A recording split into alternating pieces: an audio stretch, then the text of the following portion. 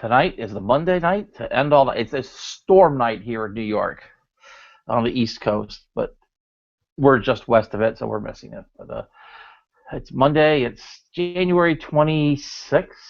This is 26. Oh, good. It's the year I can't keep straight, really. As bad as I am with the day, I don't even know what year it is. You want to try? 30, no, 25, 25, no. Close. 2015. January 26th, 2015. It's a Monday night. This is the first real big storm of the year. At least the first one that's been making the news. Boston getting hit, Long Island getting hit, Times Square getting hit. I was watching Times Square get snowed in this afternoon. That's how exciting my afternoons can be sometimes. I'll watch live snow falling. Did you ask them to take a picture so you can share? No. Oh. And but hey, it's the internet. Everybody has equal access here.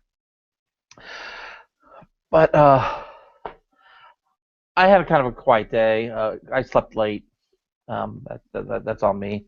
And I ended up missing a group this morning that I probably should have gone to. But by the time I woke up, I got up at 9:35, 9:37, and the bus comes at 9:40. I don't know about you people. I need more than 3 minutes to get ready and get to the bus stop. I need the 3 minutes just to get to the bus stop, and it's right outside the house. But I certainly need the time to get ready. So I could have made the next bus, which is every 20 minutes during the week. But then now I would have missed the book because this is really the last bus I could take and get there on time. If I take the 10 o'clock bus, I would have been late, and then you're gambling whether or not they're going to let you in or not. And even then, it would have been kind of close because I know myself. I need like an hour in the morning to get ready. It's not that I need an hour there's an hour of things I need to be doing. It's like mentally I need an hour. Yeah. I got because you get these random thoughts, right? They're by the morning time they're all start up, they're going around, so they just quiet everything down to plan the day, to imagine the day working out, all that. I try to get past that and try to fight through it, but if I do, then I can't. I've got it under where it's not a problem if I do it. If I have a good 45 minutes to an hour to kind of get myself ready, it's like I got to check the news. If I don't see what the headlines are, then I feel like I'm completely at loss of the world. So I need to see what the morning headlines are. Need to check my Facebook messages. Need to look on Twitter real quick. See if there's anything going on with people I know that I should be aware of or want to be aware of. It's a nervous thing. That's true. But it takes me about an hour to get, along with normal getting ready to get out the door. So waking up at 9:35, I was done. I was out. I was never going to make it. Okay, that was my day today. Shane, is there a short explanation about what your day was like at all? Oh, no. Today was challenging. It's an anniversary of a friend. Well, actually, it's his birthday, who's since passed. So I got those feelings going on a little bit, and then I was trying to be helpful for somebody else to bring him to one of his doctor appointments, and that turned out to me having a slight injury that's nagging ever since. But and then when it came professionally, everything that I touched was pretty not going right. So so this is probably not broadcasting right now, even though that we think it is, and even though that the little yellow light is saying live on it. It probably isn't doing something. But anyways, other than that, it's like I kept on hearing about this storm, and I'm one that, show me. I'm the type, I want to see it. If it's going to be here, let's get it done and over with. I don't want to hear about it all day long, but, we're going to miss it, so I'm happy about that. So other than that, we're good.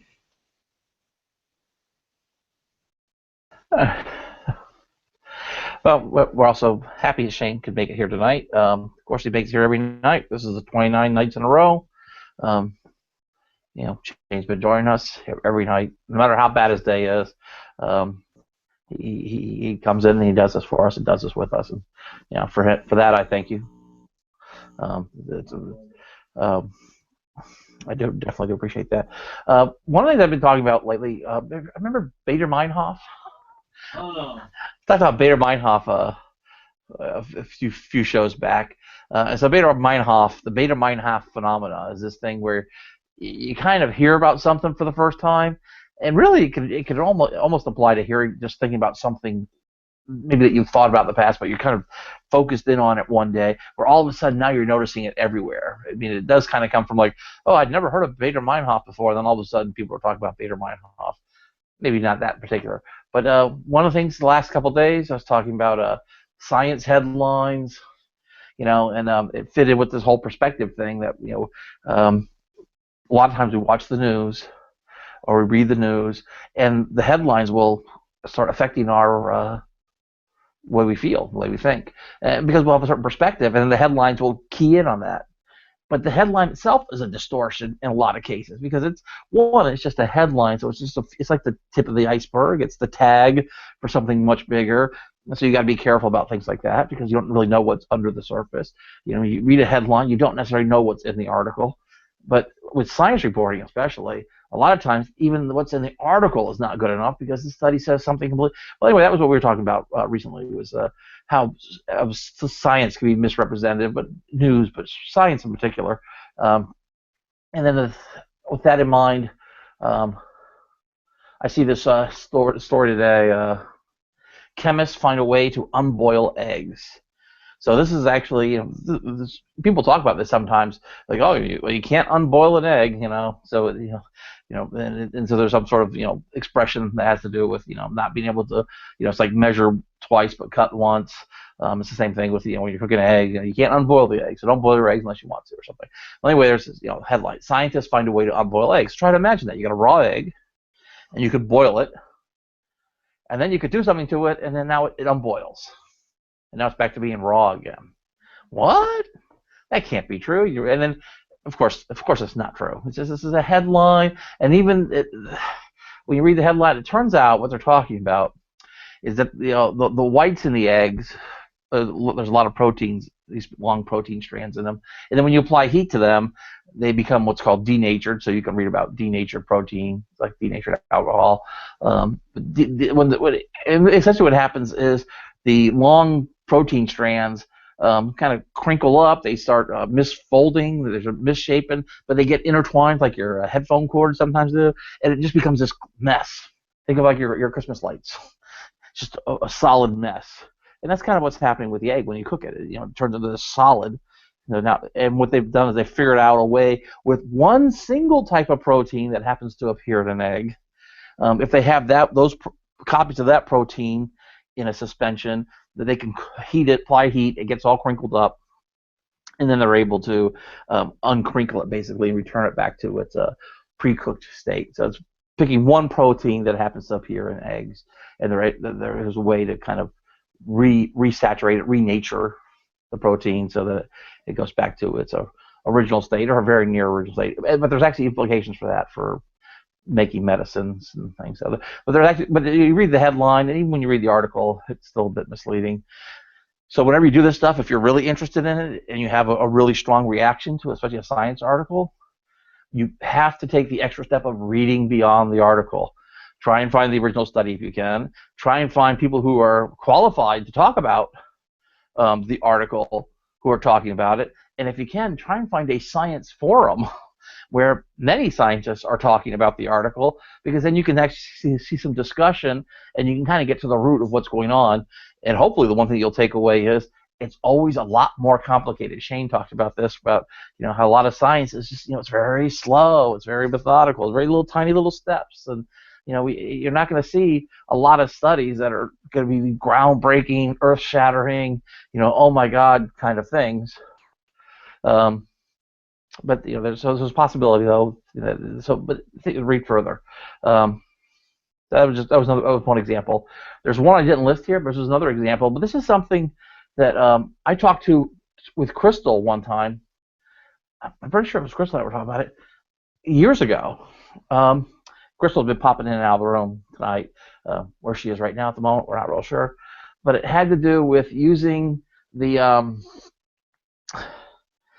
cells in the nose, so nasal epithelial cells. There's special kind of cells in your nose that are a little bit different than other cells, but using those to help regenerate nerves.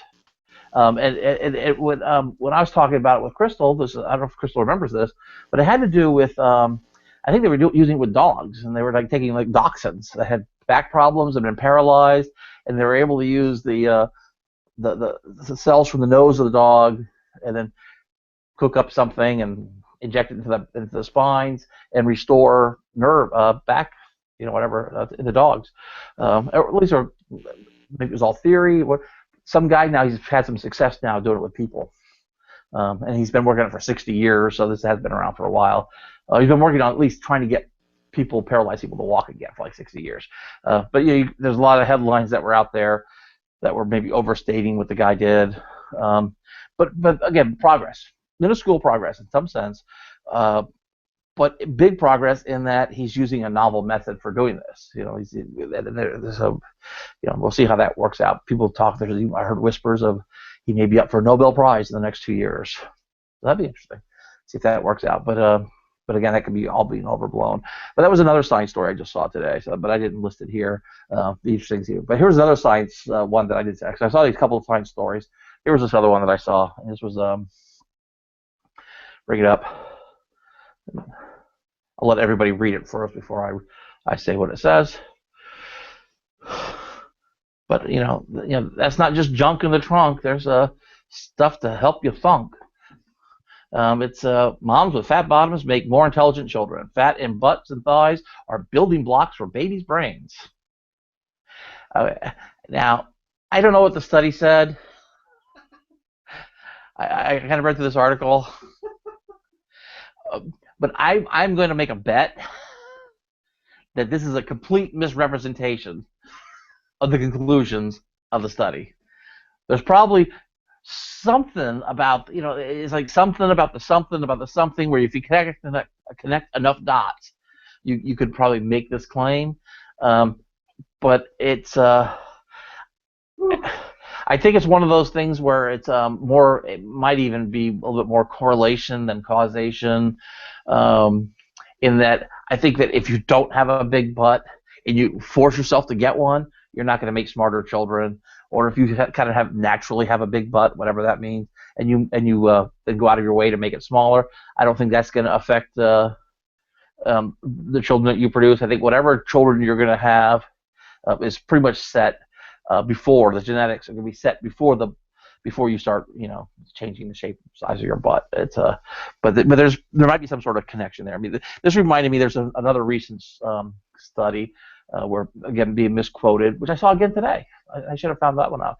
But it's the things at the end of your DNA strands, the telomeres. So there's these little like caps on the end of the shoelaces, the little aglets on the end of a shoelace. Well, your DNA strands have these things. The end of your chromosomes have these little caps. It's junk DNA. So when your chromosomes split, there's like an unzipping thing that happens. So it's in the chromosomes and the DNA splits. That's how I want to say it. The long DNA strands split into two pieces. At the very end, there's a lot of this junk DNA that kind of wears away after a while. But its part doesn't affect. But eventually, the cells won't replicate anymore, and then your cells die. And a cell might replicate maybe 60 times in its lifetime, and then it dies. But that's why you have to, that's except for cancer, they never die. They just keep replicating, and these tumors just keep growing and growing and growing. Unsustained replication, unsustained or whatever, uncontrolled replication. And then, so they're actually looking at some of the telomere stuff with cancer to see, so what's going on over here. But there's this connection between these things. But the thing they're finding out is that people who live a long time have longer telomeres than people who tend to die earlier have shorter ones. Although it doesn't seem to be that the longer ones cause you to live longer and the shorter ones cause you to die sooner. It's just that whatever it is that causes you to live longer also causes you to have longer telomeres. So just going in and monkeying around with the size of those things, again, you're treating a symptom, and it's treating something that's correlated, but not causal. So, and, that was, I guess, I talked about the ice cream and the drownings. If you want to change the number of drownings, you can't change ice cream production, even though when you look at ice cream production and drownings, they correlate very strongly. It's the same sort of thing maybe with the telomeres, but the correlation could be something. So there could be something to the correlation, that it's a real correlation because of something. So there could be something real that's going on here with these women's butts and the intelligence of their babies, but it's not the fact that they just have a big butt that makes the babies intelligent. So, it's a subtle thing. Again, the science is always much more complicated. It's never a simple solution, and in most cases, you're not going to be able to change one little thing here and have it affect something else, because we just don't understand the connections that well. Usually, it's many things coming together that have to work in order to get those changes. So. But those are a couple of stories. So if you look at the telomeres, or the big butts, or the guy using nasal cells to make people walk, well, that's interesting stories. But you really got to take the time to dig deeper, especially if it's, like, say, science related, because the story is always much more complicated, And what you'll do is, the easiest way to do it is, whenever you read a science article, just assume that it's wrong, and see if you can figure out, how could this possibly be wrong. Don't believe it at all, but then try and think, how could it possibly be wrong? And then when you dig deeper, you'll find more often than not you are right to question it, because it's just a lot of times, and that's a little bit of post hoc rationalization, where you kind of going back and saying, oh, well, you're making up reasons why it might be wrong without even knowing that it's wrong. You just say, oh, now it's right. Oh, now make up for you. But but it works a lot with these things really being wrong. It's just to assume that they're right. You're more often than not, you're going to get in trouble. You're better off just assuming that the way the study is being reported is incorrect. And then try to figure out how that might be. And it could be small sample size. It could be just misstating the data, connecting too many dots that the authors never intended. The authors of the study never intended to connect. So those are, I think, maybe there's another thing. This is obvious science studies. You ever see these studies? Sometimes you'll see a scientific study where these were all maybe are surprising results, but you'll see a scientific study that has an obvious result, and you're like, why would they even waste money on that scientific study? The answer was so obvious. Okay. Well, if you're having that reaction to a study, you want to cool your jets, because science doesn't care about what's obvious or non-obvious. Science only cares about what it can replicate. What can I study where I get an answer that's sort of predictable, that if somebody else does it, they get the same answer. Somebody else does it, they get the same answer, and that it happens under strict scientific controls. Science is not really interested in whether things are obvious or non-obvious. An example of this is, you see a study about the effect of encouragement on children in taking exams, or the effect of discouragement, really. I have a group of students, and I tell them, you guys, you're the bottom of the school here. Those people sitting over in the office, they have no confidence in you guys. They're expecting you to do pretty bad on these tests that we're going to give you. Just want you guys to be thinking about that. Why, what does that do to? You can even throw it. Maybe you could teach them a lesson. Do a study, and they find out that when you do that for kids, the kids get all fired up, and they actually do a lot better on the exam than they would have done if you hadn't said that. Yeah, completely obvious. What are the reasons? We could all list all the reasons why that would be true. Because you're fighting back. You're standing up for yourself. If somebody else is not going to have confidence in you, you got to have confidence in yourself. Blah, blah, blah, blah, blah. You write all that stuff down. It's a completely obvious result, and it's wrong. Because the exact opposite is true. If you start telling people before you give them a test that it's not expected that they're going to do well on the test, they actually don't do well on the test, and the scores go down. And it's one of those things. When so sometimes we see these studies and we think it's an obvious result, and it's not obvious at all a lot of times. And it's obvious is one of those words that we put on it that has to do with our perspective, and our perspective can be way wrong. And I think what actually happens falls under the category of something called stereotype threat. I know one particular study where they do it is telling girls about that girls with math tests. If you take a classroom of girls and you take two classrooms of girls, and you tell one of them that girls aren't expected to do well on math tests. All bull, but that's but you get them thinking about that, and you give them the test, their scores go down.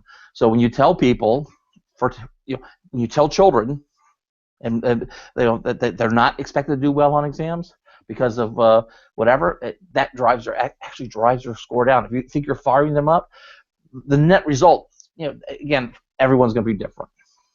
You take a random student, you're not going to be able to predict, I don't think, whether their score goes up or down. It's if you take a big group of students, you're going to see movement in the downward direction. More grades are going to go down than grades that go up. Certainly, there's going to be individual students who are going to react and say, yeah, they're going to show you and teach you a lesson. Yeah, I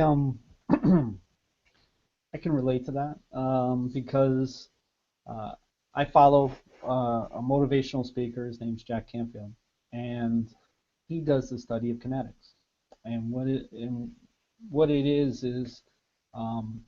if you have somebody that you bring up to the stage and you just tell them, your name's kind of funny, or you look kind of tired. Are you okay? Or whatever the case may be. And just basically give anything but positive feedback. And what they do is they have, there's a number of ways of doing it, but he'll have them holding out their arm. And, as he's telling her that all this negativity that's going on in her mind, it's very easy for him to push down her arm. Like very, very simple. But then when he goes ahead and does the exact same experiment, but instead he replaces the negativity with all positive statements like, your name's very unique. It's it's awesome. It's like your hair looks great today. Blah blah blah blah. And next thing you know, when he goes to push down her arm, it's solid as a rock. And I mean, there's those studies that are there, and that's what I kind of work on myself. Is kind of turning the thought a lot. As to where if I'm not feeling well, or if I'm speaking to a crowd or something like that, that's not really getting what it is that I'm saying right off the bat, or they it might be tired, whatever the case may be. It's the positivity definitely makes a difference, and turning that thought to make something out of nothing, really, and to at least get it going in the right direction. So I can definitely relate to that one. I think it's probably related to putting somebody on the defensive. Well,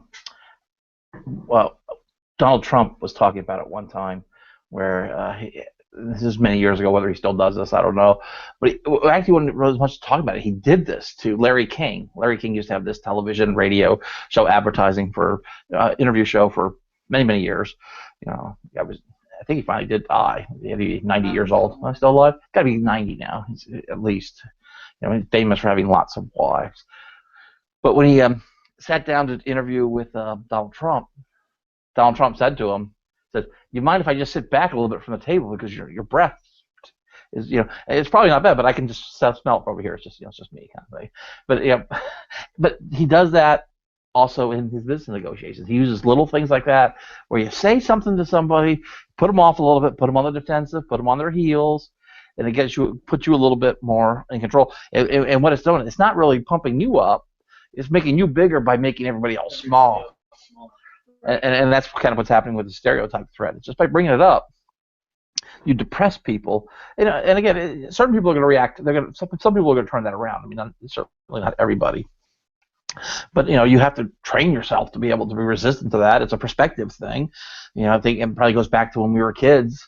Maybe getting beaten down by authorities, or being taking anything discouraging from authority figures kind of discourages us, and so you need that positivity.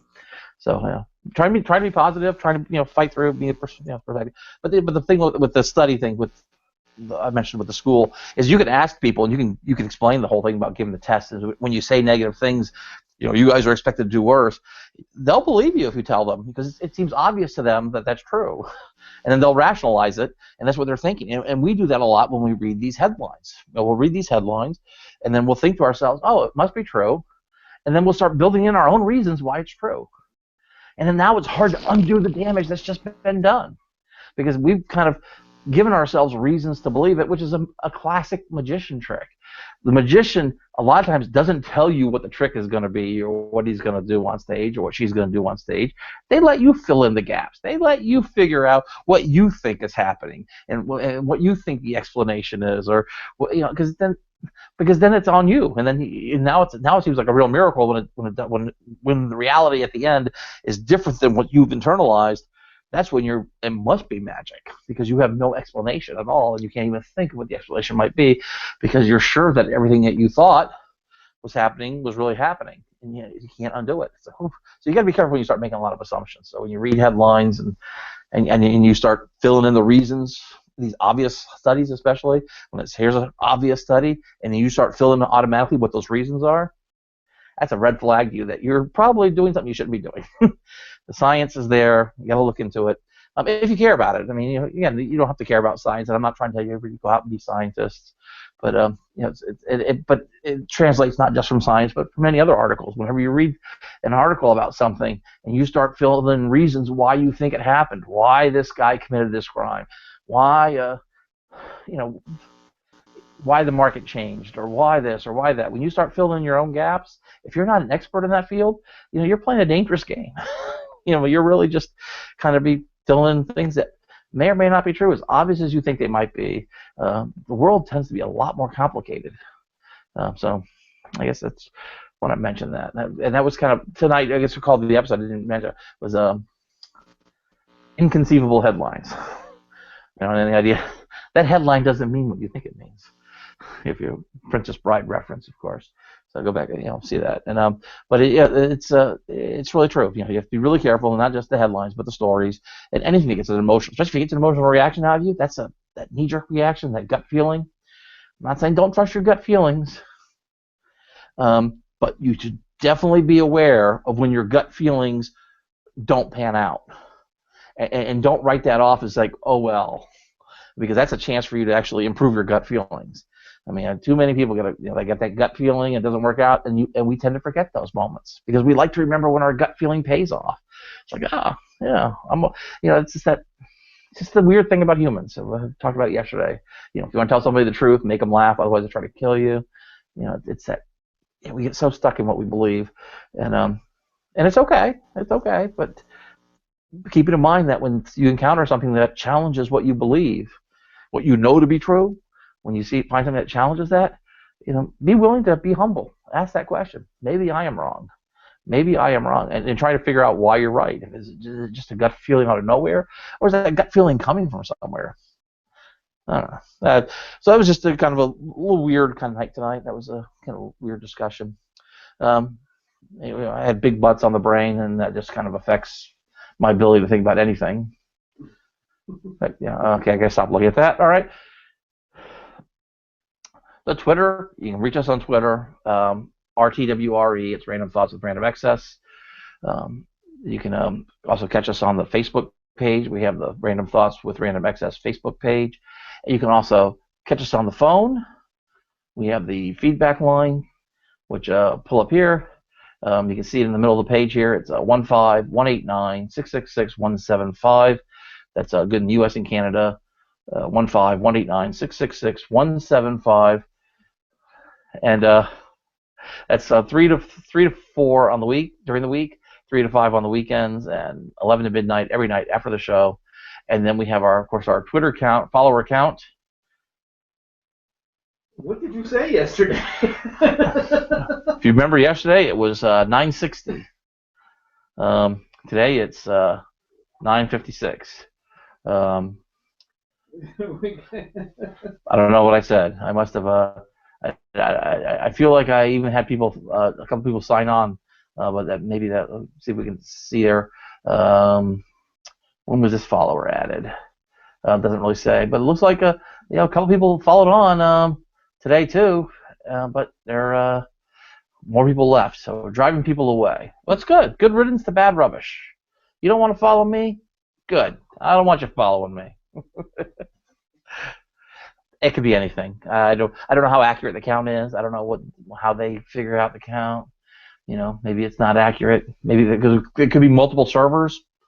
Twitter's. I'm sure it is multiple servers, and so the profile is being stored on multiple servers. It'll work out. And the servers all over time communicate with each other, and all profiles get updated. But at any given moment, you access one file, one profile, and if things have changed and they haven't been synced up, you might get a different result than with another one. So it's just over time they average out and they agree. But if any kind of activity could throw it off a little bit because they can't have all this stuff on just one server. It would take forever. Stuff's got to be stored out there on multiple servers so that you can get to it quickly, the information.